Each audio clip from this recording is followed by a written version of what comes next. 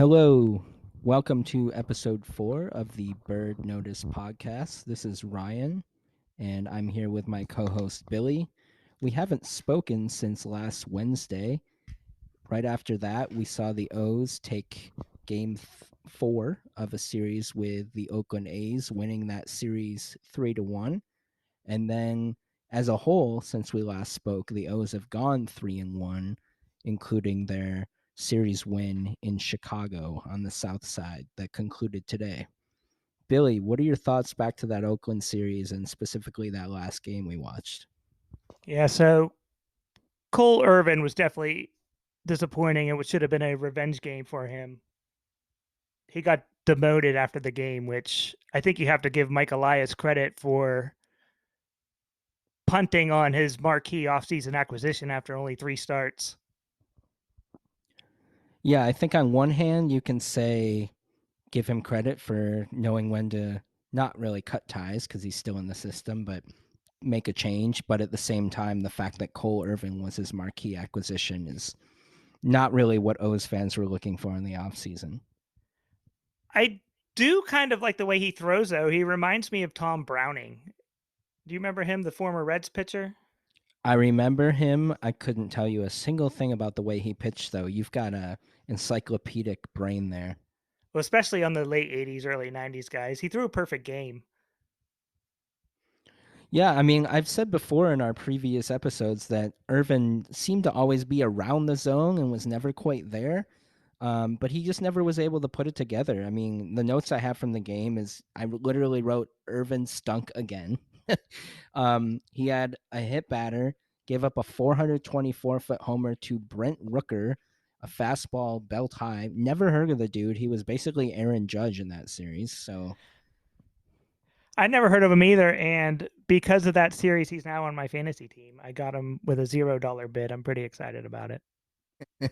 yeah, I mean, if only you could play the O's every time, you'd be great. But one note I did have that makes me wonder about what's wrong with Irvin is I'm curious whether the O's had to make a mechanical change when he came over because he was really characteristically a very low walk, pitch to contact pitcher before he came over. I mentioned last episode that he's nearly tripled his walk rate, but also his first pitch strike percentage was 52.4%. And over the previous 5 years, he was at 65.7. So drastically lower at just starting batters off with a strike. And then the strikes he threw got hit hard. Um, and it kind of reminds me, I'm going to go on a small rant here, of Jake Arrieta. And kind of the opposite happened to him when he left the O's and obviously went on to win a World Series and a Cy Young with the Cubs. I read a book about how the Cubs constructed that team, and a large part of it was their pitching.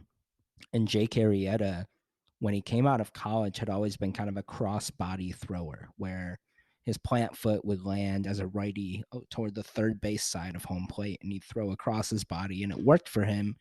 The O's tried to correct that, and he never really put it together. When he went to Chicago, they let him do his own thing, and he did what he did. So I'm curious if the O's, granted it's a different coaching staff now, if they possibly made Irvin do something different that has totally messed with him.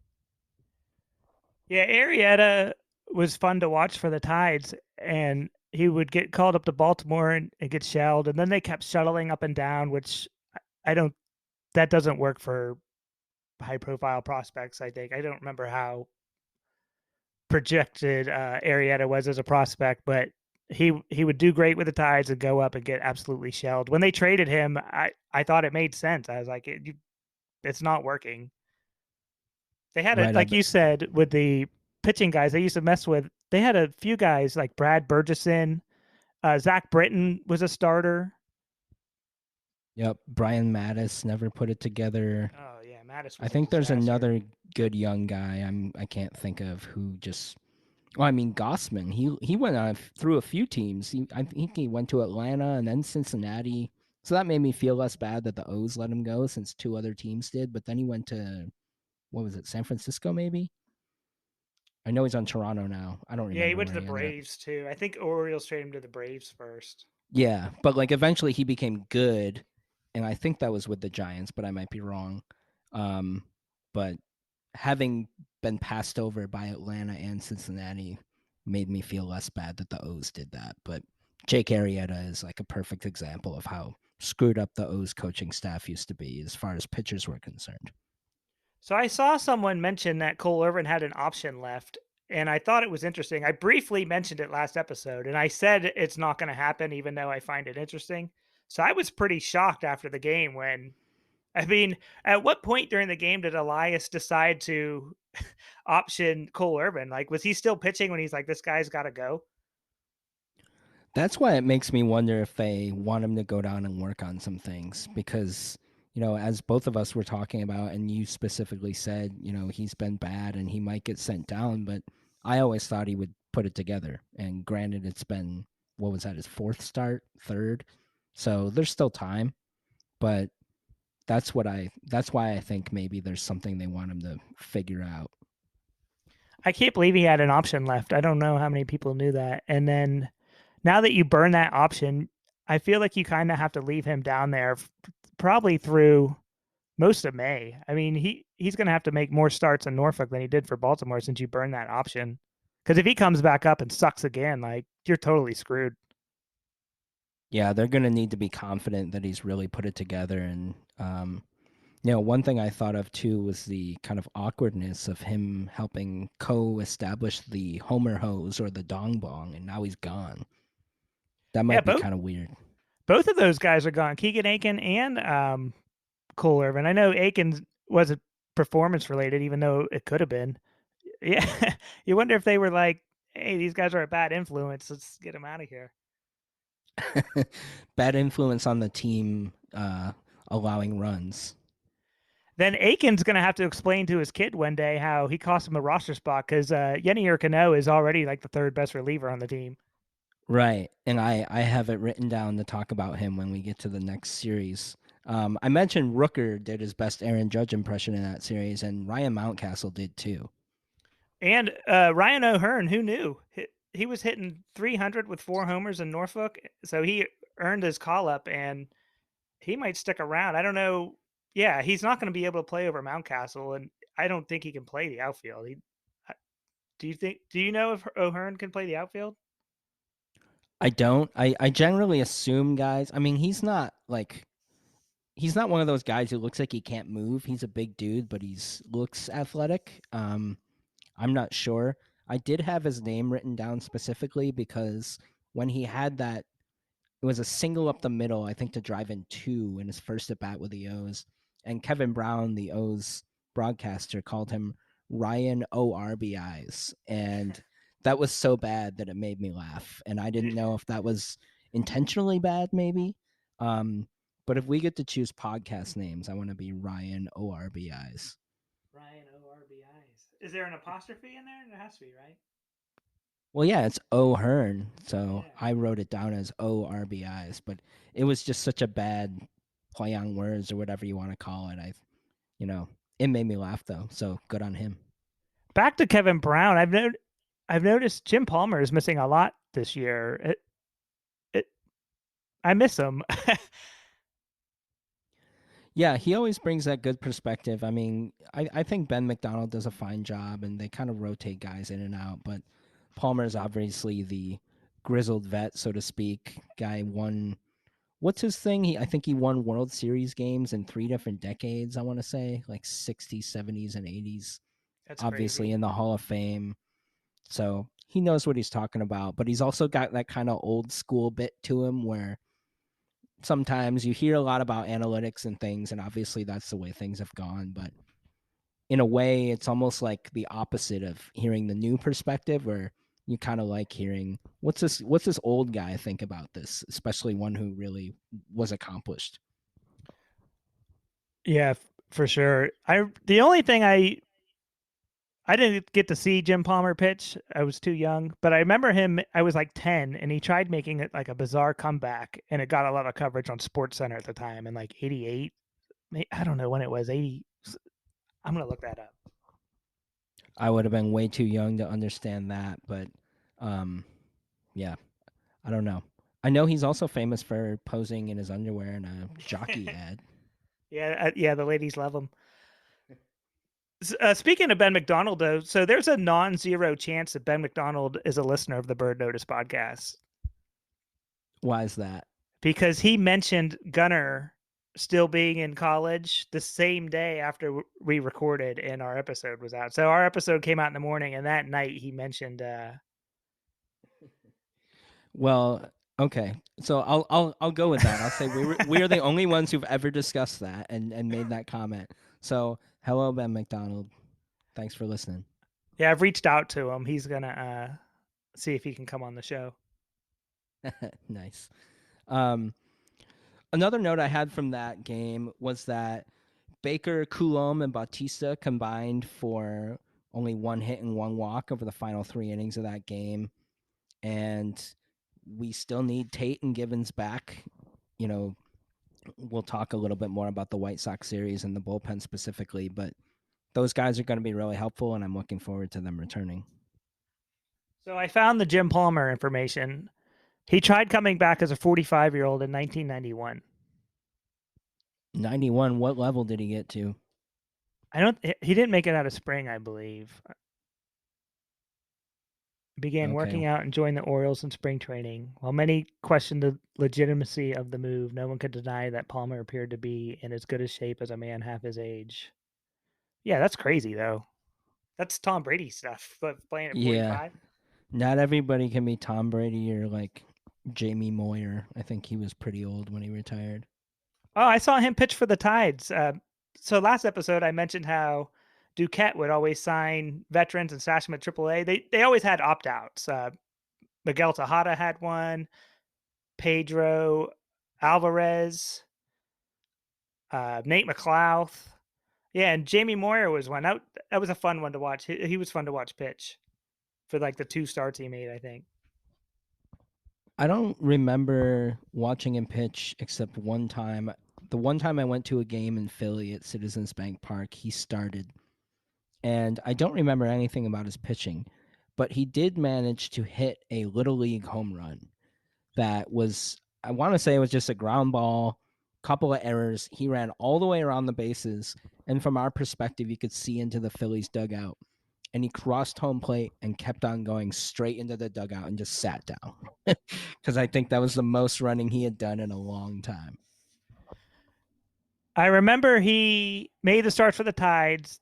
The Orioles didn't add him to the roster and he opted out. And I was like, well, that's the end of Jamie Moyer. And he ended up signing with the Rockies. I think pretty much the same type of deal. And he pitched for him that season. Yeah, he's the quintessential crafty left-hander, right? So do you watch Abbott Elementary?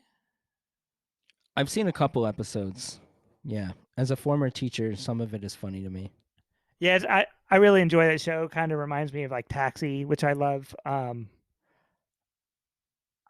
After one of the games this week, we were looking for a show to watch, and we put on Abbott Elementary, and the Orioles got mentioned on the show, specifically Adley Rutschman and Cedric Mullins. My jaw was on the floor because I just watched the game. It was after Adley homered. Yeah, I think I read that aired like the day before Agley's walk-off homer. Is that true? I don't remember specifically. We watched it on Hulu, so it must have been the day after. I don't know, but I was shocked. I was like, "What is happening?" I don't remember the Orioles. I was shocked they got a mention on PTI this week too from Kornheiser. Well, I mean, is Abbott Elementary set in Baltimore, I assume? I don't know why else they would bring them up. No, that's another weird thing. It's set in Philadelphia, so my guess is one of the Huh. writers is a fan of the Orioles. Right. Because I know, like, in The Wire, they go to O's games and stuff, and you see that occasionally. But I guess I assumed Abbott Elementary was set in Baltimore because they specifically mentioned Agley hitting a walk-off home run, didn't they? I think so. I don't remember exactly the specifics, but yeah, Rutschman got mentioned, Mullins got mentioned. Yeah, I couldn't believe it. Yeah.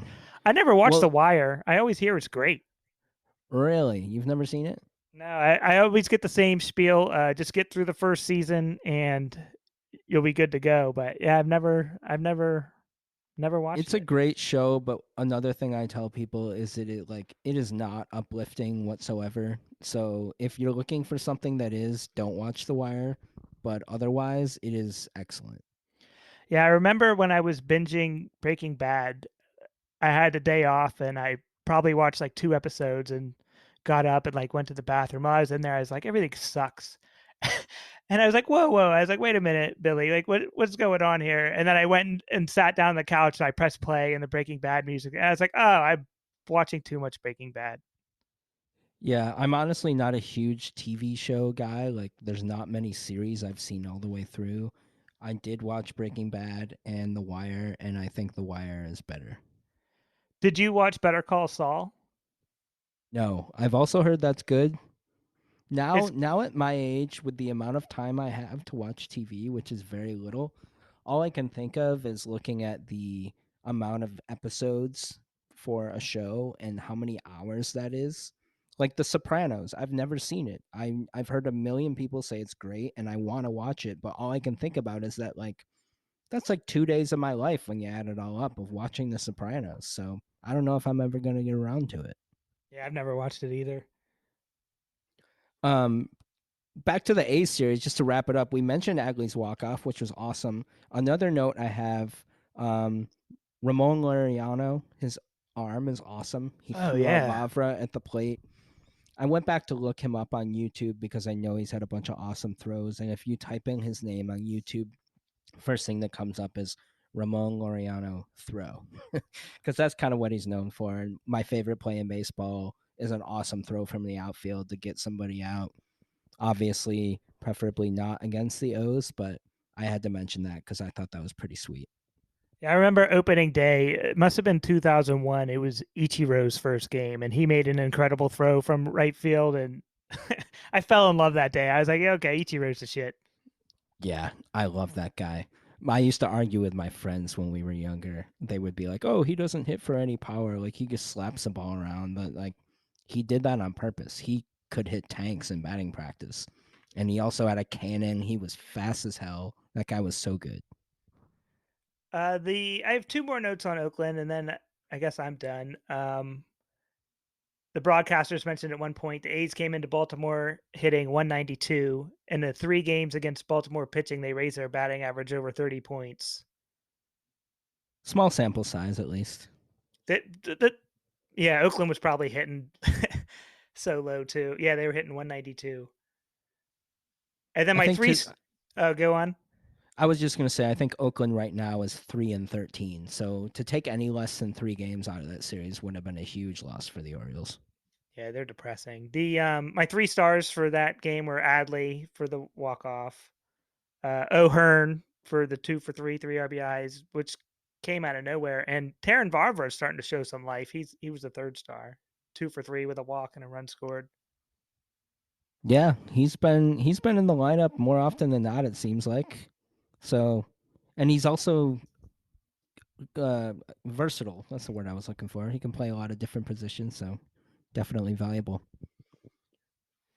All right, what do you got for the Sox? Friday was a win. What do you think? Yeah, Friday. So the White Sox, there is a it just came out about a month ago. There's a 3-part documentary series on YouTube called Last Comiskey, and it's about the White Sox and the original Comiskey Park. It's really good. It's a must watch if you're a baseball fan, especially if you're a White Sox fan. And then Okay. yeah, the series was in New Comiskey this weekend, and that stadium has the unfortunate distinction of being the last ballpark built before Camden Yards revolutionized ballparks. Yeah, it's not too bad though. I've been there. I remember thinking it. I was in the upper deck on the third base side, and that area we didn't really stray outside that area much in the stadium. It's kind of reminded me of Camden Yards in a way. Yeah, it looks I nice like on the telecast. I like the little colored pinwheels they have in the outfield. I think those are probably like an old school relic, but those are cool. They're digital now, right? They must not have been originally. Right, I would imagine. And oh, so you've been to New Comiskey? Have you been to Wrigley Field as well? Yes, a few times. Do you remember that father and son duo went to a day game at Wrigley, and then at night they went to Comiskey and they jumped the Royals' first base coach, Tom Gamboa? I remember that happening. I didn't know they were at Wrigley earlier, but I absolutely remember that. I think I was young enough to not understand like how absolutely bizarre that was, but I definitely remember that. Yeah, it was wild. And then the whole was the Royals, right? The whole Royals team like poured out of the dugout and jumped them, which I hope they got what they deserved there. Yeah, if you go on the field, you should automatically be tased. Oh, you sent me that video of that Dodgers fan who went to propose. He got annihilated by the security guard. He deserved it. Yeah. I mean, my first thought watching that was how often does a security guard get a free shot at somebody who's just standing still, right? Usually they're chasing some like 20-year-old kid who's way more athletic than them. This was probably somebody who played high school football 20 years before and just, I bet his eyes lit up and decided, I'm going to annihilate this dude. Yeah, that was his moment. Tom Gamboa, I think he suffered like a serious ear injury from that attack. Jeez, yeah. I'm glad we haven't seen that. Hey, maybe that's another reason that they didn't actually state out loud why they extended the netting, because it makes it more difficult for lunatics to run onto the field over there. Yeah, that makes sense. I like the new netting. I sat down above the dugout at Harbor Park once. I saw a lady get just destroyed by a laser, and it changed me. It really did. Yeah. I yeah, I can't not sit without netting down there now. No, I agree completely. It's especially disturbing when there's like a little kid who gets hit. I remember years ago, a game in Rochester, we saw somebody swing and let go of the bat, and it hit somebody who was just walking down the. They were walking, through the. Do you call that an aisle when you're walking above the lower section? But, anyways, they got hit straight in the head with this bat, like barrel to the temple. It was ridiculous. Yeah, that's a nightmare. So I'll segue. That's depressing. I'll just move on to the Mass and App report. Someday, maybe if we ever get a producer, I can get music for my Mass and App report. It didn't make me sign in. It froze during the first commercial break, and before I could back out, it unfroze. It felt like a dawn of a new day. And then it Oh, promptly whoa. refroze during the second batter. Damn, I was gonna say maybe we'll get into the future game discussion and you can tell me it continued to work well. Um, was that for the White Sox or the A's? Yeah, this is the White Sox opener on Friday. Okay. Other notes I have from that game: Adley continued hitting, cleared the bases. And you mentioned Yenier, or is it Yenier? I don't know how to say that. Cano. Yeah, I think it's Yenier, but I don't know. What do you got on him? I thought he did well.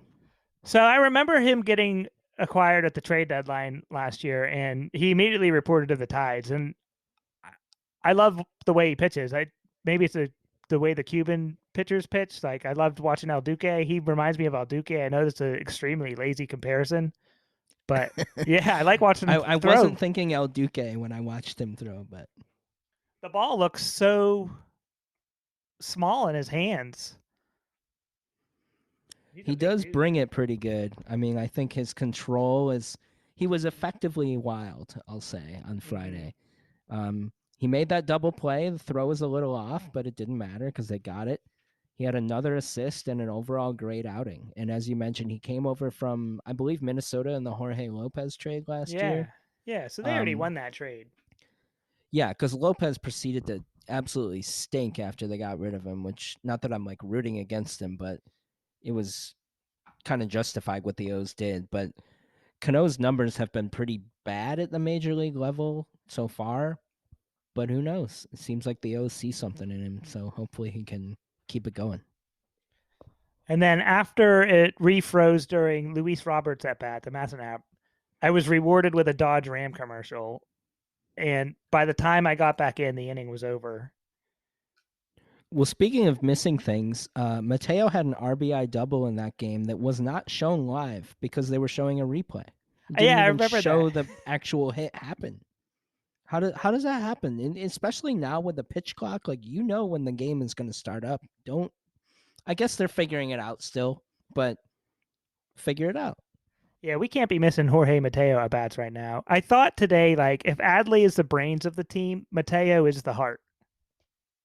I love that dude, and I think I mentioned him in it looks like 3 out of the 4 game notes that I took because that guy's been awesome and he's been my favorite player so far. Yeah, Nothing he. against Agley, but Mateo's just exciting. I had another note on Adley. I might as well get into it. Let me see if I can find it. Okay, Adley has exceeded all the hype of a number one draft pick. And I don't feel like Orioles fans can take that for granted because there's an alternate universe where we're waiting for Spencer Torkelson to crack the lineup. Yeah, I mean, he's been great. I will say, though, my expectations are tempered slightly just because of Matt Wieters. Not that he wasn't good, but he was uber hyped, like on the cover of Sports Illustrated as a prospect. And he was pretty good for a few years for the O's. I think he made like 1 or 2 All-Star games, but that was kind of it. He didn't hit in the majors nearly as well as he did in the minors. So Agley has not been Matt Wieters so far. He's been hitting very well. He's currently at a 481 on base percentage. I want to say that's like third in the league. But that's kind of why I'm like, we've seen this great catching prospect before, so I need to kind of see it bear out before I crown Agley, so to speak. Wieters wasn't a number one pick. What was he, like number nine, I think? Number seven? I think he was like 4 or 5. Oh, Not that it really? really matters, but they used to say he was Joe Mauer with power. Well, Joe Mauer will probably be in the Hall of Fame someday, and Matt Wieters will definitely not. Yeah, I don't even know if he'll get in the Orioles Hall of Fame. No, he shouldn't be. Um, but one guy who, if he keeps it up, might be someday is Bautista. That dude is nasty. And he started out kind of rough with the Sox series. I should say Red Sox now, since we're on the White Sox now. Um, but Friday night, he was nasty and shut it down. Yeah, he's unhittable right now. That's kind of sucked he couldn't pitch last night, but I guess we'll get to that in a minute. Yeah, well, he did today. I think he was already warming up when it was 7-4, and once it got 8-4, they said, yeah, might as well go in anyways. So Mike Clevenger seems like not the greatest guy. I wonder if the Orioles he'd fit in perfectly with the Orioles rotation though. On his 1 year, $8 million contract, he's exactly the type of guy that they would have looked at, I think. I wonder if they talked to him at all in the offseason. Yeah, I mean, minus the domestic violence, he's probably a great dude, but that's quite a stain on someone's character. So I'm cool with him not being a part of the team. Yeah, they need a pitcher with his skills. It's probably a good thing it's not him. And his contract is nice. But yeah, that's a bummer. Jimmy Pardo is a comedian whose podcast I listen to. He's a White Sox fan. He was extremely bummed when those allegations came out. He's like, "How am I going to watch this guy?" Right. I mean, and that's something that every sports fan has to go through at some point. Like, unfortunately, there's a lot of people, and athletes are people who are not good. And there are going to be times where those guys are on your team, and you're going to have that kind of mental conflict of whether I root for them or not. Um, like Tyreek Hill is on the Dolphins. I love the Dolphins, but that dude has done some really shitty things, and he's a really good football player. So Mm, I enjoy the entertainment he provides on the field, but I don't want to hang out with a person like that, and I'm not gonna not root for the team anymore because of one dude. Um, so one comparison. Speaking of Clevenger, he used to play in Cleveland, and now the Browns have Deshaun Watson, who might be currently the most notorious of all these, you know, creep athletes. And a lot of those fans just seem to be going all in on Deshaun Watson, and I could not do that. He's above the Tyreek Hill threshold, if you ask me. Not that I want to get into those specifics, but I couldn't root for Watson. I don't think. yeah, Watson really struggled last year when he came back, and I kind of hope he doesn't re-find whatever he had pre-scandal. Pre-serial sexual predator scandal. Allegedly, we Yes. don't want to get Allegedly, yeah. We we don't can't. want to get what is it? Pat McAfee is Yeah, getting Brett sued by Favre. Brett Favre. Jeez. Yeah, Yeah, the so Bird Brett Notice Favre podcast hasn't made it. allegedly is a terrible person as well, who allegedly stole money from poor people in Mississippi, which is not allegedly, just a fact, one of the poorest states in the country. I was thinking of McAfee the other day. What he's been able to do post career is insane for a punter. He's got tons of personality. I really enjoy him. I don't watch his show really ever, but every time I see him come up in a clip or something, I just think he's fun, he's entertaining, and he he clearly knows what he's talking about, but he definitely has a way of telling stories and telling people what's interesting, whereas some people probably know more than him but aren't good at explaining it or sharing with fans stories they want to hear. Yeah, I don't listen to his show either. I do watch some YouTube clips here and there every once in a while. I see him on wrestling all the time. Well, I don't. I go in and out of wrestling, but he's extremely likable on there too.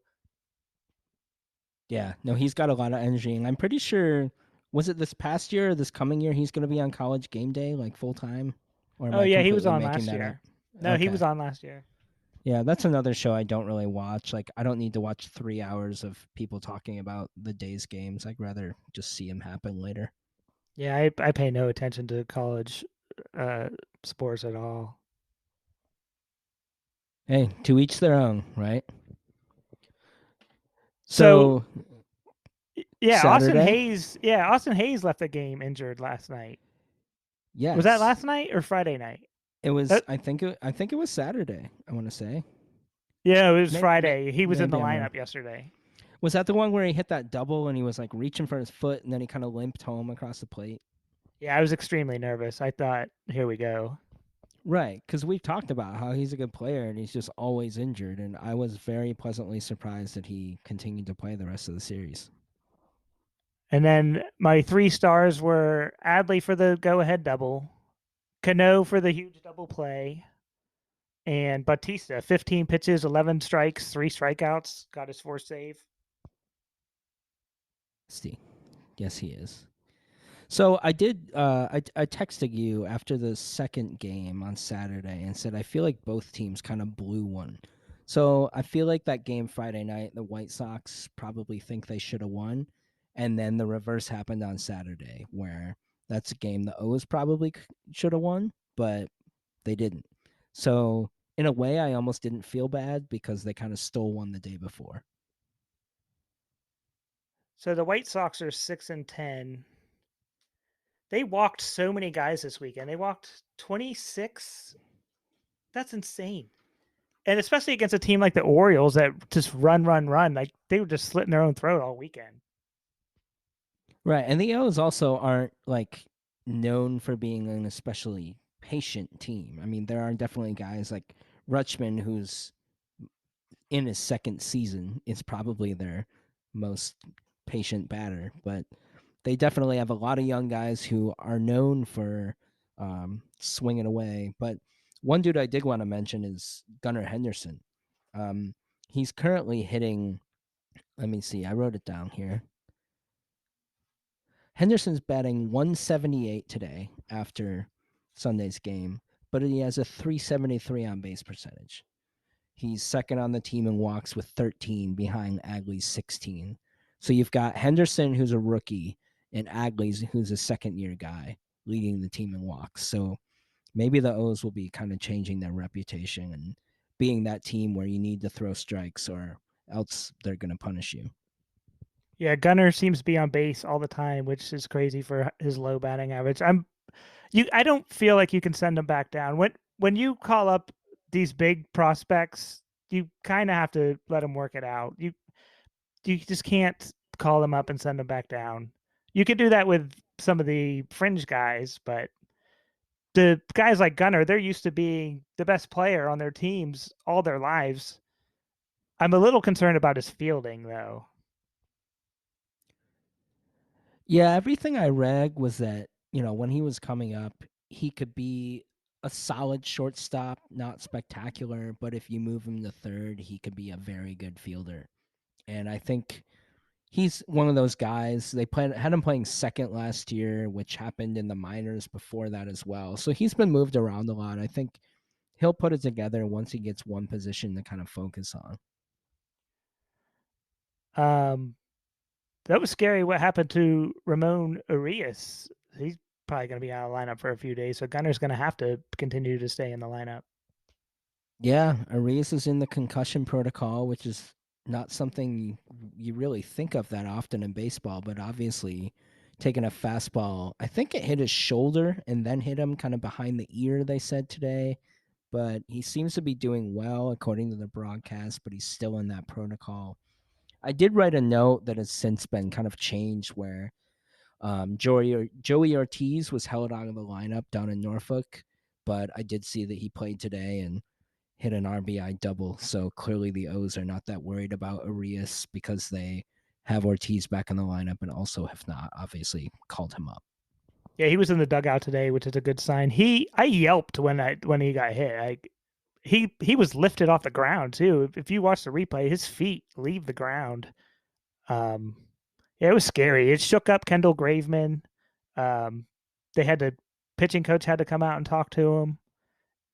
It led to some interesting roster shuffling where O'Hearn ended up pinch hitting for McCann, which took away the DH. Adley had to go behind the plate then. He hasn't had a day off all season yet, Rutschman. Yeah, they need to fix that. I mean, the days of Cal Ripken are over, and you need to give people a break for sure, especially a catcher. What I else? do think Okay. Oh yeah, go on. Arias too.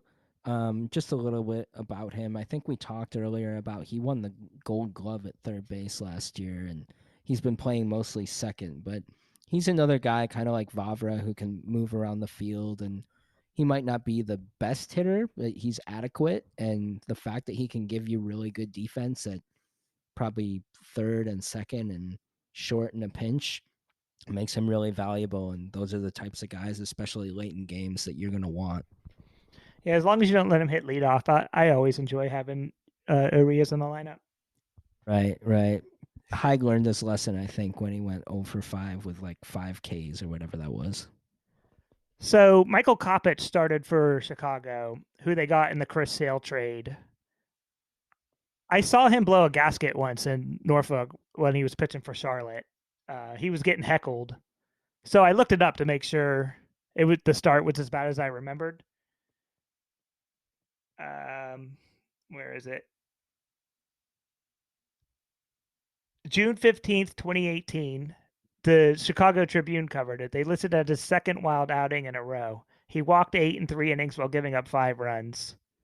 And then when I was looking that up, I found out he was suspended 50 games when he was 19 in 2015 for a failed PED test while with the Red Sox. So he's had a interesting career already.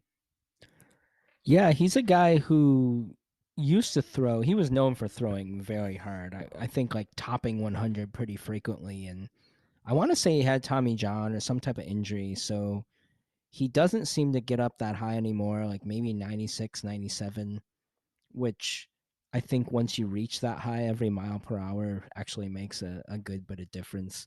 He's somebody I've always thought was kind of fun to watch and follow, but he's not really had that consistency at the major league level. Yeah, he's had trouble staying healthy. So we're still on Saturday. I have my Mass and App report. Because of the afternoon start, I was able to avoid the score all day and watch the on MLB TV later on that night, which I really like because it keeps me off my phone all day. Because if you open up one app, you're going to see the score. Right. Um, I even left it at home at one point. We went out to eat, and I just left my phone at home. The downfall, though, is you can see the time bar. So once the game went to extra innings, and I saw Logan Gillespie, I was like, "Well, how is he going to blow this?" Right. Yeah, I mean, we talked a little bit about him last time. Also in that game, though, Gibson and Coulomb and Baker also hit some bumps in the road. So it wasn't just Gillespie's fault. I mean, all three of those guys have been really good so far this year and didn't pitch their best on Saturday. Yeah, it was a tough game. Adley got robbed. All Adley's outs are even exciting now. He got Yeah, I mean, robbed on he's that hit just and left.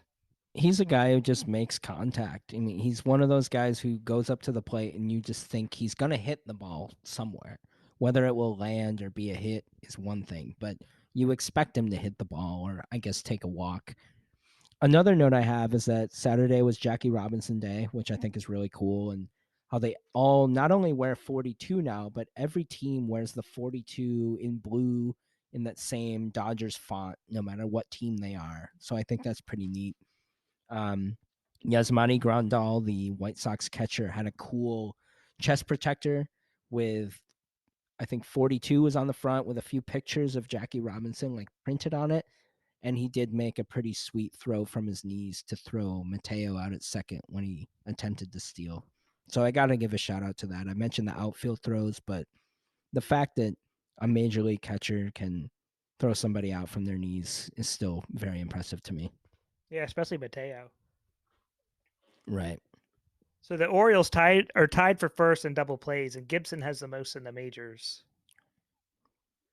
That's kind of his reputation, right? A ground ball pitcher, pitches the contact, not a huge strikeout number. And tell me if you ever noticed this. So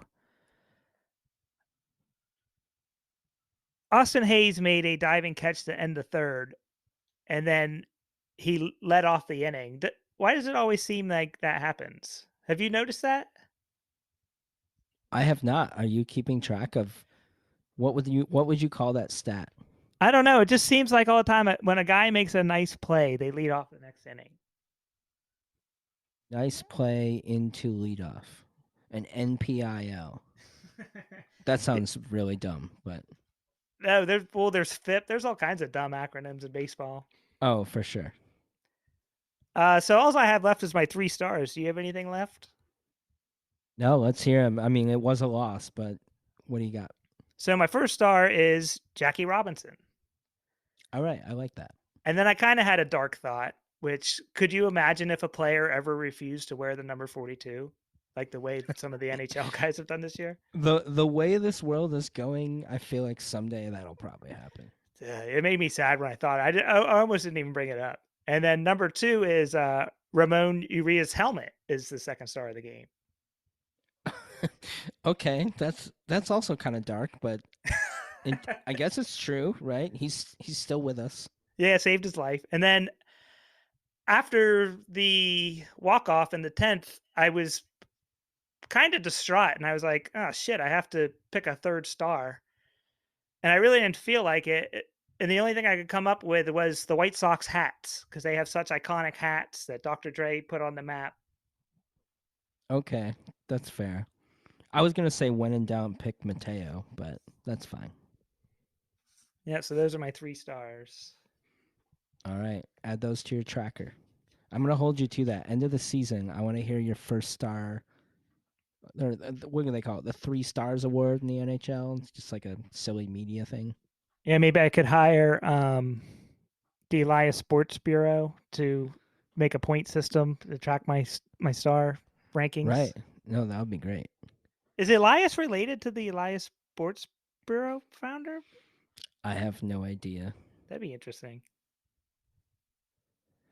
So after Saturday's loss, which, as I mentioned, was kind of a game we thought the O's should have won, Sunday happened, which is today as we talk. I actually listened to the first 3 innings on the radio because I went for a run, and I heard the O's get down 4-0 in the first inning, thanks to I believe, a home run by Gavin Sheets. Grayson Rodriguez was making his third start and didn't start off so well, but he really got it together. And by the time I got home, it was 4-3. Yeah, I had kind of a similar scenario where I didn't get home until because of the rain delay. Kind of threw off the way I had my day planned. And I didn't get home till the third inning, so I never saw. The only thing I saw from Grayson is he looked great today. So I have no notes Yeah, on I his mean, start. He looked like the I guy I saw at Norfolk last season, though.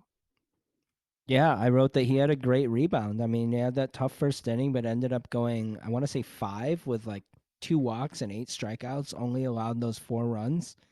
And then after that, the bullpen in 4 innings allowed 1 hit. Bauman and Bautista, and then our guy Austin Voth had a clean inning. That was surprising. I almost wanted to see him pitch the ninth, just push the luck a little bit. They had to was it a 4-run lead? Yeah, they got that extra run, and then Batista. I never don't want to see Batista pitch, but I also don't want to see him be overused. Right. And I think that's a factor of how little the starters have thrown overall for the O's so far, which is going to hopefully not catch up to them, but I think it might. Um, Another thing I have written down is that in that series, Mullins and Mateo each had 6 hits. Mullins kind of had a, you know, rebound series, and Mateo really just stayed hotter than he already was. So those guys are super fun. Not only do they provide the speed on the bases, but they're able to get on base and have some pop as well. Yeah, if your lineup has one of those guys, you're happy, and for the Orioles to have two is very exciting. They're the I touched on it in the first episode. I think their lineup is set up perfectly. I know Hyde tinkers with it all the time, but just what each individual brings to the lineup perfectly fits with who's ever behind or ahead of them. I feel like. Right. I think I've read that they're third in runs so far this year. I mean, that's everyone's going to take that. Who's going to say no to that? The only black hole really is Santander, and he homered yesterday. I know he had a hit today. Hopefully, he can get fixed. I'm not usually one to call up the prospects, but if Santander can't get it right, I would be interested in seeing Stowers get regular at bats. Yeah, he's definitely started off pretty poorly, but I mean, we're still only halfway through April, and he definitely has a track record of being one of their more productive hitters, especially from the left side of the plate. So I would definitely ride it out with him unless, he has some drastic Chris Davis like over 50 something slump. Yeah, I don't mean anytime soon. Like I kind of view Memorial Day as the panic date for certain moves, and yeah, so I believe Santander was listed as a back injury, so hopefully that won't linger throughout the season. Yeah, definitely. I mean, he's still a vital piece for sure. Another note I have is I was listening, so I didn't see it actually happening, but it seems like if you want to delay the game and kind of mess with the pitch clock as a pitcher, you just have your pitch comm device fall off repeatedly. According to the radio broadcast, this was happening to Dylan Cease over and over, and they basically just had to stall the game to figure that out. Yeah, PitchCom is interesting. I don't understand exactly how it was just like a button walkie-talkie where they press a button and then it says the pitch. I don't actually know what the audio says into somebody's ear, but just the image of the actual device looks like just a black pad with a bunch of buttons that aren't labeled. So they must kind of program it themselves, and I'm guessing it has the pitch type and location. And one thing I learned today that I didn't realize was that there's at least one other person in the field who has one of those, and not just the pitcher and catcher, because they mentioned that Grayson was also having issues, and Gunnar Henderson had one, and he gave his to Rodriguez on the mound. So it's like the NFL has the quarterback and then like the middle linebacker or whoever runs the defense, and in baseball it seems like there's that extra person outside of the battery that actually hears the pitches. Yeah, I was just going to mention the NFL helmet system, which I was going to bring up because it's kind of shocking it took baseball this long to come up with a system that the Astros couldn't steal. Right. Well, I'm sure they're working on it hard down there. But, you know, baseball is very much an old school game and all about tradition, but I think nowadays, as we've mentioned before, they're so far behind other sports as far as just the entertainment value that was another way to speed things up. I don't know how much it was even about competition and not letting sign stealing happen. I think it was just like if we can prevent them from having to do 42 signs when there's somebody on second base and just press a button, it'll just make the game faster.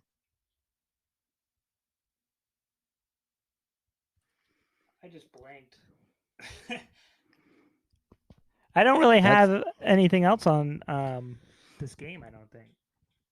so a couple other notes I have, really just one. On base percentage so far, Adley's leading the team at 481, Mateo's at 431, and then I have that note about Henderson that I already mentioned. So this team's been not only hitting the ball but getting on base and making things happen. Right now they're 9-7, so they're kind of, as Dennis Green put it, they are who we thought they were, right? Yeah, exactly where we thought. I did see Steve Molesky has a tweet with some stats on it. It's at 9-7, they are on a 91 win pace. They've scored 20 runs in the series, 49 runs in their last 7 games. And they have come from behind to lead in 6 of the last 7 games. So they don't quit. Like they went down That 4-0 today, and they just kept fighting. Right. That last stat is impressive because as I was listening to the game, I heard them get down 4-0 and knew Dylan Cease was on the mound for the White Sox and figured that was game over. And I was very pleasantly surprised to see that they had pulled it within one by the time I got home. I had the exact same thought. So I turned it on in the third. I saw it was 4-0, and then I saw Grayson. I was like, oh no, another questionable start from him. And then he just turned it on and is the Grayson that we're going to enjoy for years to come, I hope. I had the same thought with Dylan Cease that they're down 4-0. This might not end well, but yeah, we've been talking about their lineup the whole episode, and they don't care who's on the mound, it seems like. Right. And next up, they've got the Nats for a couple games, which I think all Orioles fans, despite the Nats' quality this year, would want them to win regardless. But Washington's terrible. Then they have Detroit at home, and they got Boston at home, who's not, as we saw, that great. And then they go on the road to Detroit and Kansas City. So they have a bunch of winnable games coming up. Then they go on the road to Atlanta and host Tampa in the 2 series after that. But I think over the next few series, they should definitely stay above 500 in those series and continue to build on that record they have now. Yeah, I'm probably going to miss the entire. It's a 2-game series with Washington. Just two, yeah. Yeah, I'm going to probably miss that because the Tides start a homestand and they're both Tuesday and Wednesday night. So I imagine I'm going to miss them. The Orioles are off Thursday, and there's a Tides day game I'm planning on going to. Well, hopefully when you get home each night, you'll see that the O's had won. Oh, they'll have the score. They give Orioles updates on the scoreboard there. They do And for all the that's a good affiliates point. too, which is nice. Right. Actually, speaking of affiliates, I have a trivia question for you.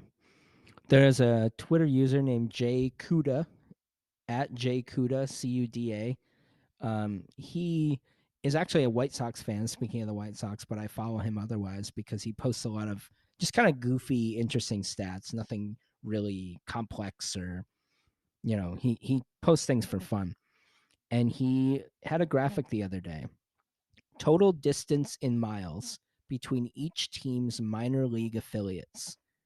Where do you think the Orioles rank as far as the average out of the 30 teams? They have to be number one, right? You are correct. Yeah, because they have. I don't think they do it currently. They've had in the past a promotion for the Birdland passport, where they gave you a literal passport that said Birdland on it, and when you went to each stadium, you would stamp it. And if you went to all of them in a single season, they gave you a T-shirt. And I was never able to pull it off. I've never made it to Aberdeen.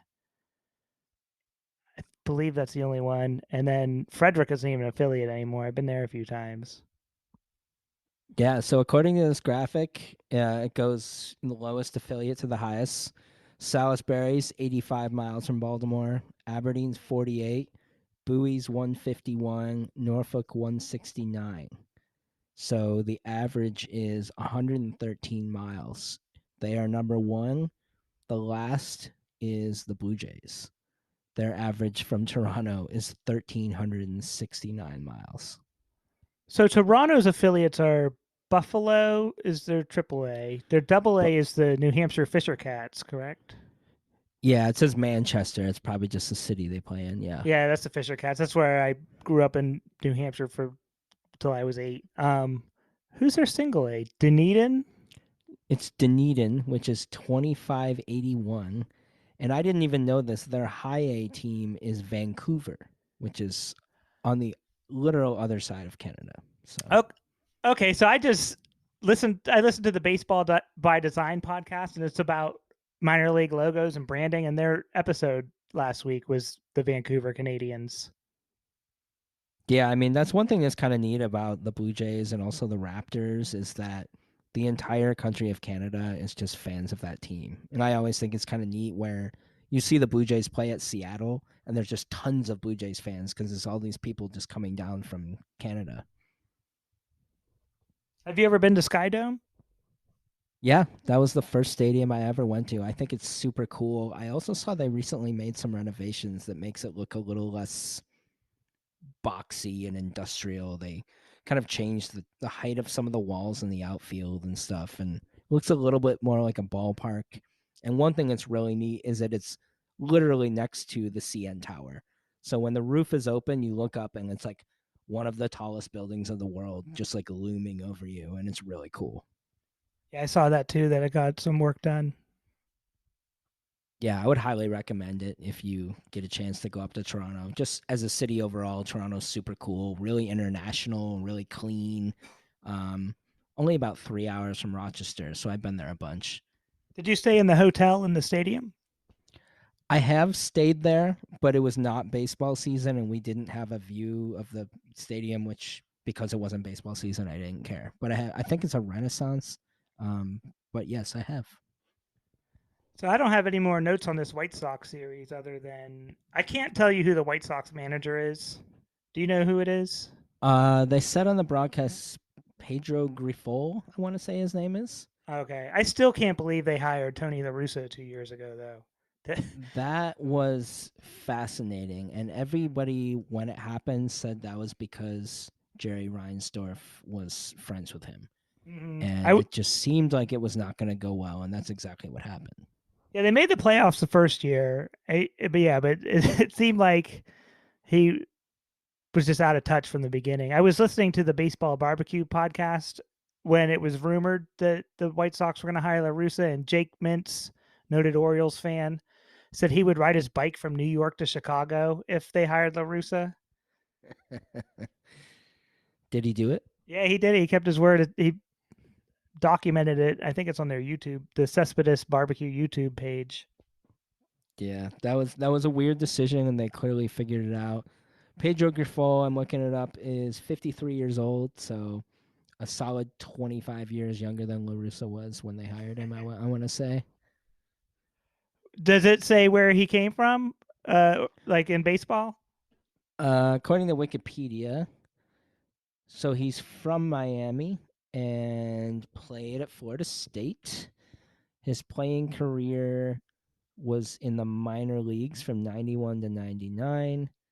Played for was Seattle's director of minor league operations before joining the Royals as a minor league coach and moved up to become looks like he peaked in the KC organization as their bench coach. So out of the Royals, he was there when they won the World Series. That's ALCS against the O's still makes me mad, so I don't want to talk about it. But that's the White Sox manager now. I can't believe the Royals won a World Series. They were Right. good. They were really good that year. No, they were good. It just seemed like every hit against the O's was just a little bleeder that fell in. Like all, I'm sure that's going back and watching it. It wouldn't seem that way, but at the time, it felt like that. Yeah, they had that don't quit in them. For sure. I mean, they deserved it. But what were your 3 stars of today's game? Okay, I pretty much touched on all of them though, so I was gonna skip it. But yeah, it's simple. Mullins 3 for 5, 4 RBIs, a walk. He did have the base running blunder, but we'll give that a pass. Mm-hmm. Um, Grayson Rodriguez. I just wrote down. I missed the first inning, so I have no notes, which I already made that. And then Mateo, like he's everywhere. Yeah, I'm all about Mateo so far this year for sure. Yeah, so I think the White Sox, as far as expectations go coming into the season, are pretty similar to the O's. I mean, Chicago's probably a little bit more talented and definitely has a higher payroll, but I think overall, record wise, you would predict they've been pretty similar. So these are the series you want to see the O's win, and they were able to do that. So I can't complain. Yeah, definitely. The only other thing I've written down for the Orioles is I don't see how anyone can complain about the job Mike Elias has done. They're an exciting team. Um, they get a lot of key contributions though from guys who Dan Duquette brought in: Hayes, Mullins, Grayson, Mountcastle. Those are all Duquette guys. And then Duquette won from a bunch of McPhail's guys. McPhail kind of built the roster up and then had the rug pulled out from underneath them. But long story short, the Orioles have had 3 really good general managers in a row. Yeah, I think so. I mean, Duquette kind of ended on a sour note, but he definitely had those. I want to say 2012 to 2016, the O's had the most wins in the American League. I mean, you can't complain about that whatsoever. And definitely some holdovers that are high impact players now. And Elias definitely seems to be emphasizing development and drafting. And another thing the O's never did before, which drove me nuts, and I'm glad they fixed it, is they're finally spending some in the international market. Yeah, that's huge. From what I understand, they had no international presence whatsoever. The whole international thing is fascinating to me. The teams just build complexes and hope to find diamonds in the rough when they're like 12 years old. Yeah, I mean it's a very weird system, but the fact that the Orioles just voluntarily didn't even participate when you have some of the biggest stars in baseball who came out of that system is just bizarre and just Mhm. shows, I don't know. I guess it reflects ownership. I don't know who else would make that decision. Yeah, I would think that reflects ownership. Duquette doesn't get any credit either for building those 03-04 Red Sox teams that went to the ALCS and won a World Series. He was on the Adam Jones podcast over the winter. It was pretty interesting. Yeah, I honestly, I mean, I know Duquette's been in baseball forever, but I haven't really followed his career that closely outside of the O's. But I know he came from Boston. He was in Montreal for a while. I think he ended up in Toronto at some point, or at least there were rumors that he was going to go there when he Yeah, it was was with the O's. yeah, it was rumored, and Angelos wouldn't let him go. And then I believe Toronto Okay, hired Mark Shapiro from Cleveland instead. I see. Yeah, so I mean, like Duquette making the playoffs several times. Hopefully, Elias O's are able to do the same. And then we've seen some old friends in new places this year. The only ones that I noticed were Jace Peterson and Jesus Aguilar in Oakland.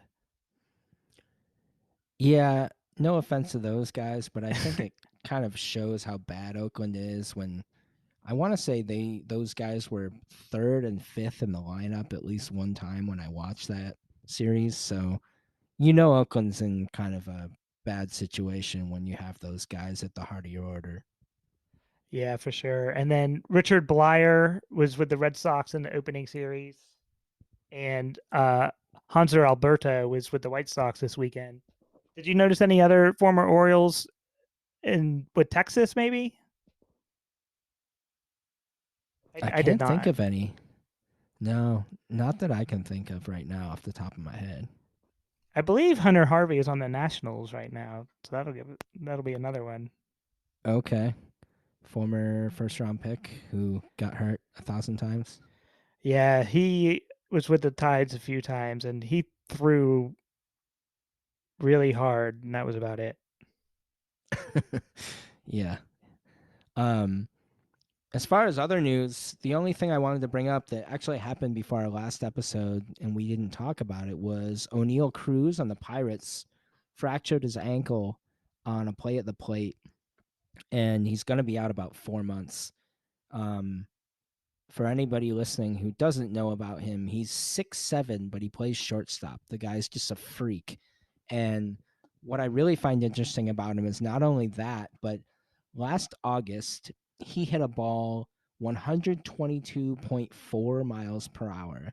And that made it the hardest hit ball of the StatCast era, which started in 2015. So that's basically when they started tracking with a million cameras all around every stadium the speed and the location of balls and players and such. He also had a 97.8 mile per hour throw to first last July, and that was the fastest recorded infield assist since StatCast began. So that guy basically throws harder and hits the ball harder than anybody else, and I think that is really cool. Yeah, I believe that throw was in his first game too. I was watching it, and yeah, O'Neill Cruz, a former Altoona Curve player, which is a Double-A Eastern League team from where I used to live in Pennsylvania. The Pirates can't catch a break. They finally find a guy, and he breaks his ankle first week of the season. Yeah, and speaking of the international market, I'm pretty sure that he was not drafted, and that's where he came from. So those are the types of guys the O's have been missing out on for years. Yeah, that'd be interesting if have a guy like him If with we get an who. O'Neill Cruz, Yeah, with especially with like guys who the Orioles already have, Ortiz, Holiday, Mateo. Yeah, if you don't have to spend any draft capital on guys like that. right? It's just money that every team is allocated every year, depending on the standings, and the O's just chose to not spend it the vast majority of the time because they didn't want to spend money. The only other major league news I have is, did you see the Yankees have asked for coaches to be exempt from wearing uniform numbers because they retire everybody's number? I said on the last episode that there's a lot of things that annoy me about the Yankees, so this doesn't surprise me at all. But yeah, you retiring numbers should be way more sacred, for lack of a better word, and the Yankees do seem to do it. Like if you won a World Series with the Yankees and had 3 hits in the postseason, they'll retire your number. So I get the argument that most managers and coaches probably don't need numbers anymore because they all wear hoodies and pullovers. I Mm-hmm. believe the base coaches should at least have numbers, but I also don't want to help out the Yankees, so I'm going to rule no. Everybody gets a Always number. rule against the Yankees. But yeah, it is a weird thing when you think about how baseball coaches wear the uniform. There's not another sport where that happens, and it's actually very bizarre. Like imagine a basketball coach wearing the tank top and shorts on the sidelines. Like nobody would go for that. That's bizarre. Yeah, that would be hilarious. The NBA during COVID, they pre-COVID they all wore suits, and then during COVID they started wearing more like something a gym teacher might wear. Yeah, they did the same thing in college, and it just kind of makes you wonder why they didn't do that before. But on the opposite side, I remember Mike Nolan, when he coached the 49ers, wanted to wear a suit. And I want to say that he did a couple times, and then they told him he couldn't. Yeah, from what I was going to bring up the exact same scenario with Mike Nolan, and from what I remember is he asked to wear the suit, and the NFL told him he couldn't because of the contract with Reebok. So I think he had to wear a Reebok branded suit. Just get a logo sewn into the lapel or something. Yeah, actually, speaking of football, you were a fan of the Washington Redskins football team, now Commanders, and Dan Snyder seems on the verge of selling the team. What are your thoughts on that? Yeah, it obviously can't be a bad move. Like it's only up from here. You could give that team to a dog and they would show improvements somehow. It just financially. There'd be less Um sexual harassment from the yeah. dog. Part of the only thing that was interesting about following them is all the scandals because they have not been fun other than Taylor Heineke, which I understand he is not a long-term solution at quarterback, but he was fun. So, I don't know. Hopefully hopefully they can just win some games and make it about football. I hope I've heard rumors too where they might change the name again. I, I don't know. It's a lot trying to follow that team. It really What are is. your thoughts on the name? I mean, honestly, I thought football team was pretty cool because it was very unique, and Commanders is pretty lame, but you can't keep Redskins. So, what do you think it should be, or what would you vote for? Yeah, so I never liked the Redskins name really. I love the colors. I think the colors look great. So I was never attached to the Redskins name. I was happy they changed it. When I first heard football team, I laughed out loud, and but then it grew on me. I did like it. I bought some merch. The Commanders thing, I didn't mind either. It's not good. It's not great by any means, but it's simple. It makes sense. Like if you tried to name a team now called the Red Sox, people would have a problem with it, or any traditional name Mm-hmm. like that. So I think it'll eventually just people will forget about it.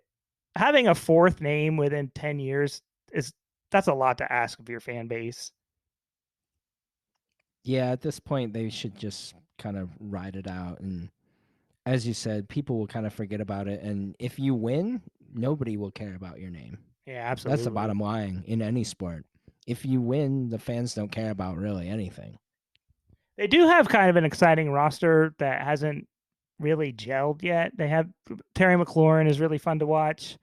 Jahan Dotson, the first round pick from Penn State last season, he missed some time due to injury, but he was extremely fun to watch. Curtis Samuel is exciting when they can get the ball in his hands. They didn't have a quarterback that could throw the ball past 15 yards, which held them back a lot. And the defensive front is just a wall, an immovable wall almost. Yeah, they got a lot of talent, a lot of high picks. It seems like they kind of regressed a little. A few years ago, their D was really good, and I know Chase Young hasn't been healthy much, and he's supposed to be great, but hopefully they can all throw it together for you. Yeah, they have to decide on Chase Young's option. I honestly don't know what I would do if I had to make that decision, just because they've already put so much money into the defensive line, and he really hasn't played the last 2 years, but he does have the potential to be a game wrecker. So you don't want to just let that walk out the door without getting anything in return for him. So I don't know. I'm glad I don't have to make a decision like that. Right. I think he's a Maryland guy too, isn't he? I don't even know. I know he went to Ohio State. Yeah, I think he's actually from Maryland and ended up going to Ohio State. But anyways, as far as other sports, while we're on the topic, we do have the NHL playoffs coming up. Tomorrow night they start. There are 4 games because there are going to be 8 first round matchups. Do you have any series that you're thinking of watching or anything that stands out to you? No, so the Predators were eliminated this week. They fought as long as they could with an AHL roster. They got annihilated by injuries, and they finally pulled the plug at the trade deadline to reset the cap and cash in and get some draft assets back. So, and with starting this podcast and diving into the Orioles, I haven't really followed much of the NHL the past 3 weeks. I did see the Penguins fired Ron Hextall and Brian Burke, which excited a few friends. I know the Bruins are probably unbeatable. It seems like who can beat the Bruins? Well, in hockey, that's the thing. Nobody's ever unbeatable. Yeah, you But get that hot um, goalie. I did see, yeah, the Penguins made the playoffs 16 years in a row up until this year. Hextall was their GM. Brian Burke was I think, their president. And they definitely have tried to make a run of it with Crosby and Malkin and Letang coming back and just didn't build a good enough roster around them, and they missed the playoffs.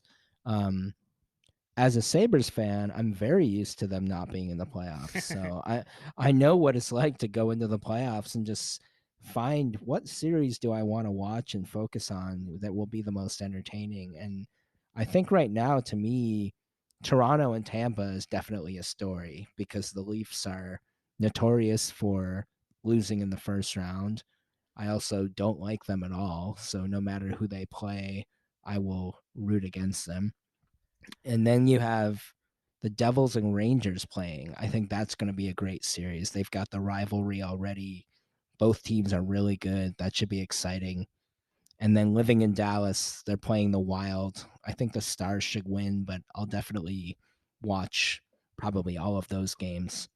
Um, and then just overall, the Stanley Cup playoffs I think are amazing, and especially the first couple rounds when there's just so much hockey on every single day is kind of like heaven for me. I love it. Yeah, that Rangers Devils series should be fun. The Devils owner is the new Commanders owner, so I'll take the Devils in that series. There you Um, go. That's a good reason. yeah, the Lightning. I don't like the Lightning, but I their coach used to coach the Admirals, and he led them to the 2012 Calder Cup. They won like 28 games in a row. They're literally one of the greatest professional hockey seasons ever. The 2012 AHL Admirals. So I do root for John Cooper. Yeah, he's a great coach for sure. Other than that, I guess seeing the Kraken beat the Avalanche would be pretty good because the Avalanche just totally smoked the Predators in the first round last season. Yeah, that'll be tough. I mean, the Avs have Landeskog, their captain, has missed the entire year, and they released the other day he's not going to play in the playoffs. So Oh wow. he's a huge part of that team, and if he was there, the Avs would probably be a good pick to repeat as champions. But it's going to make it really hard for sure. Yeah, last I heard is he might play the playoffs. I don't understand the long-term injured reserve where you can kind of launder money on the salary cap if a guy misses. I know the Lightning did that last season with Kucherov. Yeah, I'm not an expert either, so whatever I tell you now is probably going to be wrong. But basically, how I understand it is if you are up at the cap and somebody is hurt, you can exceed the cap by the amount of that person's salary if they are on long term IR. Um, but yeah, there's been teams like Tampa. But I mean, granted, it's all within the rules, right? The NHL makes their own rules, and the NHL, I think, is the most poorly run league of the four major sports in America. Um, so they're not doing anything that's against the rules. And Vegas the other day had Mark Stone come back after missing several months, and he's arguably their best player. Same ordeal. He's also been known to be injured a lot, so I question that a little less. But yeah, it's just one of those things that a loophole that teams have found out how to use. And I'm not a Tampa fan, but I don't really blame them for doing that if that's what they find works for them. That's amazing to me that the Vegas Golden Knights made it to the Stanley Cup final in their expansion season. What was that, 2018? It was, yeah, that was the year the Caps won. I think they were smart about building their team, and a lot of the general managers of other teams were not smart about it because they they kind of had a situation where teams were almost giving players away to Vegas. Hey, we'll give you this guy and a second round pick if you don't select this other player. And Vegas did that and ended up acquiring a bunch of assets and also got players who ended up being pretty good. And I think for Seattle, they smartened up. But look at them. Second year, they're in the playoffs too. And Buffalo just missed the playoffs for the 12th year in a row. So I don't know. I guess the expansion system now is designed to make teams competitive a little earlier, which I think makes sense. If they're going to pay, you know, up over $500 million to start a team, you should have the right to have a decent team. Yeah, you spend a decade in the toilet trying to build your roster and fan base off the ground. I know the Predators had I wasn't a fan at the time, but they had a tough go with their first 5 or 6 years. Yeah. Yeah, their first overall pick was David Legwand, who Oh was my like god. ended up being like a third liner. So I think yeah. Vincent Lecavalier was the number one pick that year. He had a nice career. I saw him play for the Oh yeah. Lightning. The Lightning were an Admirals affiliate for a few years, and they came to play them. And Lecavalier, actually played for the Admirals that game. They just for fun. Huh. That's neat. That's like those O's games they used to play in Rochester. I'm surprised they did that in hockey though, because you can get a weird bounce or something, and guy busts his shoulder or his knee or something. The Orioles have come to Harbor Park. Not any time recently, but within the last since their affiliation started like 15 years ago, I believe they've been here twice. That's very cool. I hope they keep it up, but the modern times, I don't think that's going to happen. Yeah, I didn't get to go to either game. I was bummed. I think Adam Jones helped someone propose to their girlfriend. I remember being a big story. That sounds like something Adam Jones would do. That reminds me. Last thing I'll share here, because I know we've been going for a while. I went to a game in Syracuse when I was in grad school there, and there was a literal wedding. Like these people arranged with the team. The bride was wearing a dress, the groom was wearing a tux, and they got married on top of the first base dugout in between innings. And they gave out souvenir baseballs to every fan with these people's names on it. I don't know who it was, like Brad and Susie will say. I was like, I don't want this thing. I don't know who these people are. I think I just gave it to a vendor because they were asking, oh, what are they giving out? And I said, here, do you want this? Yeah, that's pretty interesting. That's a fun idea. I don't think I would want the ball either. Did they autograph the ball for people? I don't know. No, it was like printed on with their name and the date, and it was weird to give that to every fan for sure. So somewhere in Syracuse, there's a Goodwill with 5,000 balls with their wedding date on there. Well, yeah, I'm sure the attendance was way less than that, but the general idea, I'd imagine. Yeah, I think that's all we got. Do you have anybody you want to apologize to that we couldn't fit on the show this week? Yeah, I'm gonna go with Felix Pa. Saw him hit for the cycle. I like that guy. Yeah, that's a good one. He was a big time Cubs prospect, I believe. He just didn't pan out. Uh huh. How about you? Yeah, I was gonna say El Presidente, Dennis Martinez, former Expos ace. Okay.